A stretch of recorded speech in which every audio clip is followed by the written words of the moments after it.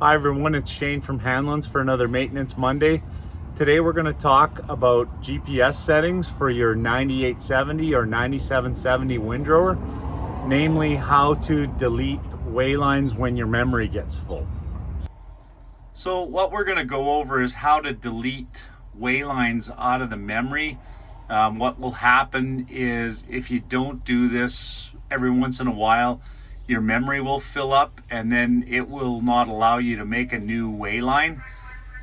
It'll tell you that the memory is full and that you have to deal with that. So what we've done is we've started our N10 up, we've turned the switch up on the roof on, and we've got it going here. It's red, of course, because we don't have any waylines because our memory is full. So what we do is we touch the button beside the field to where we get the waylines. Then we're going to go to the bottom and we're going to push the button that gives us the file. As you can see here, there's waylines with an X. So we're going to touch that one. If you wanted to transfer your waylines off onto a thumb drive, you would use the button above. Today we're just going to delete them. So you push that button, it starts to bring up all the waylines that you're looking for. You can either go through and you can individually check them off. So you scroll the dial up and down with your hand and then push the button at the end to be able to trash it.